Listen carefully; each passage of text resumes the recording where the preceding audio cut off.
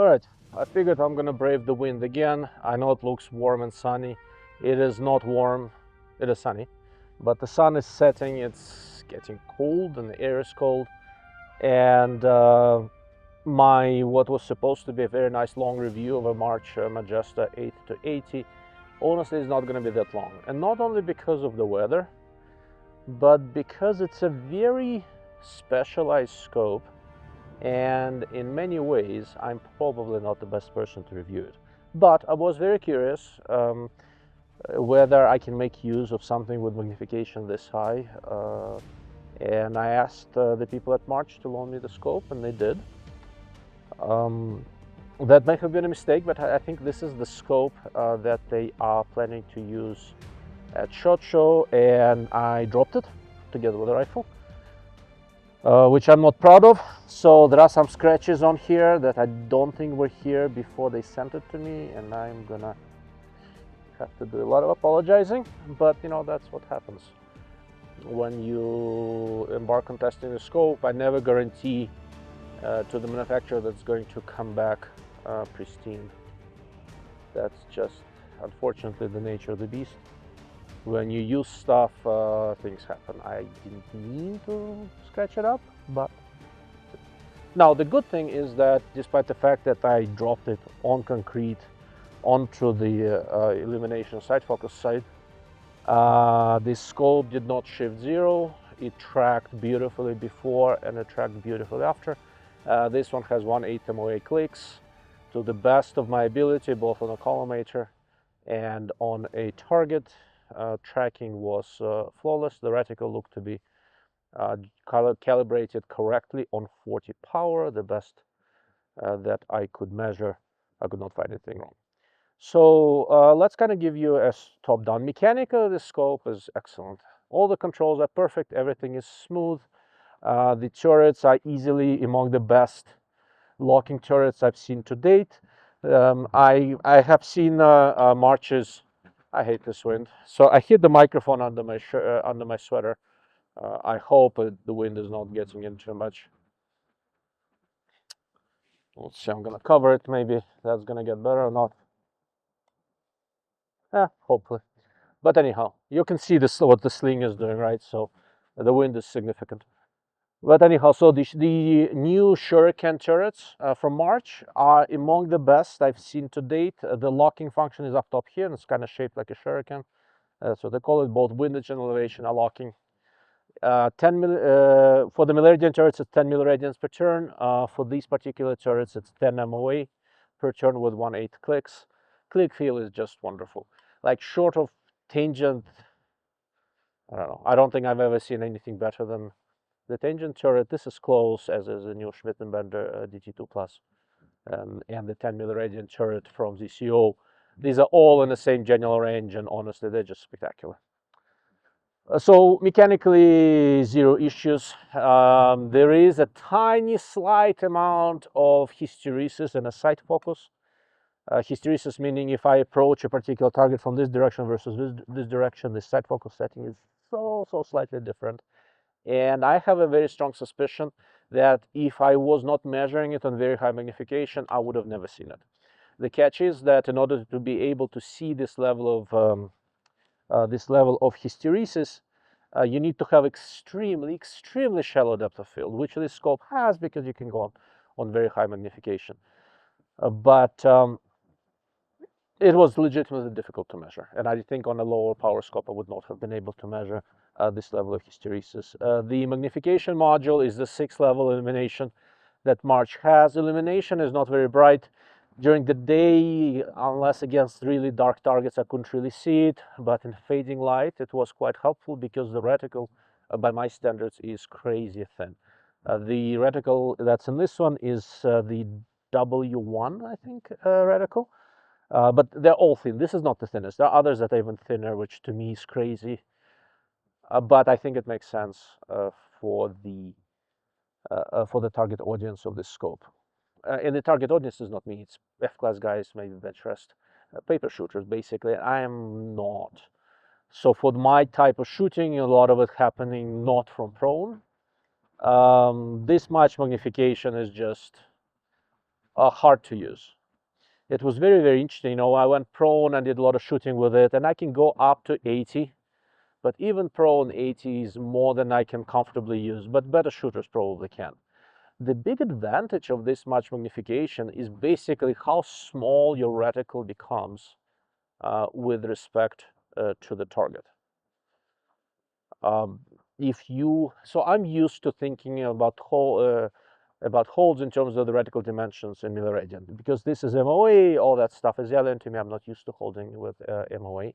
But if I'm shooting, and I went and put a paper target at 500 yards to do some long range paper shooting, and it's really interesting, right? So the target looks so big that oftentimes shooting on plates, if I think there is some wind and I'm not sure how much, I'm gonna hold, I don't know, edge of the target or middle of the target. With this, you can really split the targets into a bunch of segments and hold just a little bit this way, just a little bit that way. And me not being used to MOA, I had to think in terms of the size of the target more than in terms of the angular wind calls. So it was, once again, it is a little bit different. Optically, as is relatively common for March scopes, resolution is very good. Center resolution is excellent. Edge is also very good. Better than in the 5-42 front focal plane scopes from March that I have. Center resolution is good and excellent in both. This one is quite good across the board. This has a wide field of view eyepiece. It's 25-degree apparent field of view.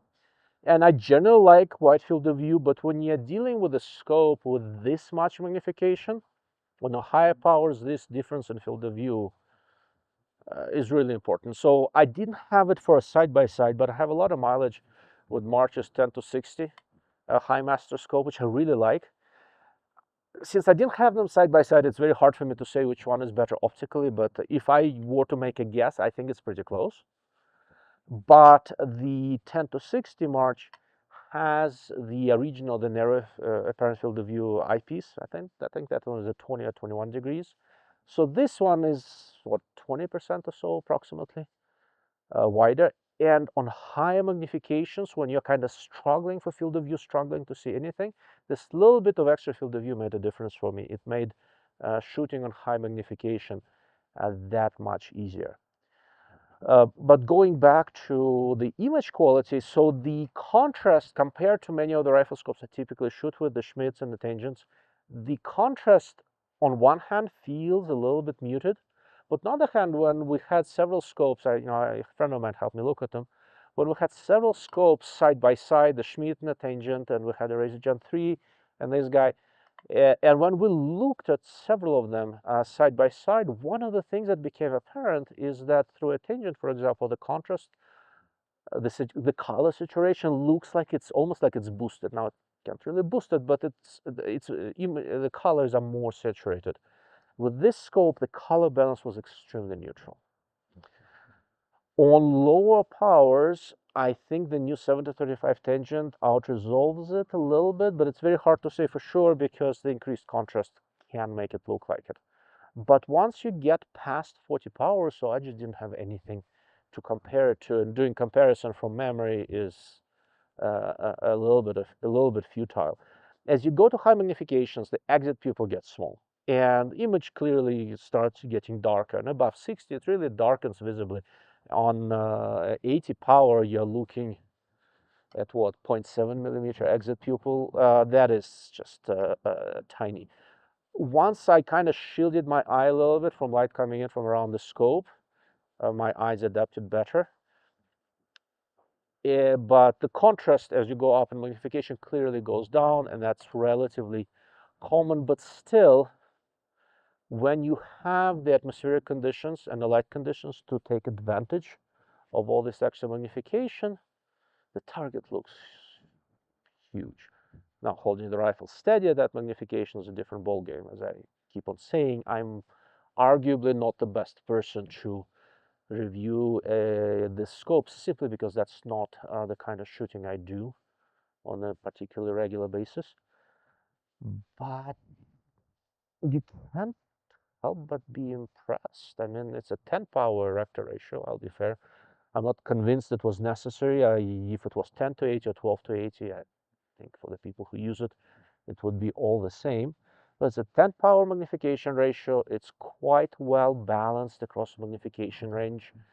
The contrast and image brightness deterioration on high power, that's just physics. Exit pupil gets small and you run into diffraction limits. That's not unexpected. But the big thing here, I think, is this relationship between the size of the target and the size of the reticle. It's a second focal plane reticle and it's very thin, and it maintains the same apparent size to you despite or regardless of what magnification you're on. And the target compared to the reticle just looks huge. Okay. Overall, I have to admit I'm quite impressed with the scope. It's well adjusted, quite sharp. It handles flare surprisingly well. Now, sunshade helps a little bit, but even without the sunshade, flare control is quite good. Given what it is not very big. It's a relatively compact scope, or it's smaller and lighter than quite a few other scopes I have. And if you're looking for something with very high magnification, this is almost the only game in town. There are a couple other options out there. There's a new Schmidt 10 to 60 that I haven't seen yet. I've seen it, I haven't tested it. So that would be interesting. But if you're looking for a lot of magnification, this March is probably the best I have seen to date. I will freely admit I have not done a ton of testing in very low light. I've done reasonable testing in fading light, but not a ton in very low light, since that's not what this scope is for. Most of what I did was during the day, but a lot of it was with the sun setting and in high flare conditions, and the image quality was surprisingly respectable. But anyhow, so that's my take on the March Majesta 880 by 56. I think, having a lot of history with different March scopes in the past, I think the addition of the wide field of view eyepiece and the high master glass to the high power Marches is meaningful. And I think, honestly, I think from what I've seen compared to other high master scopes, the wide angle eyepiece on high power to me made all the difference in the world. Hope it helps. Thank you for watching. Thank you for listening. If there are any questions I haven't answered, please put a comment below. Or if you need to get a hold of me more quickly, go to my website, darklordofoptics.com. Thank you.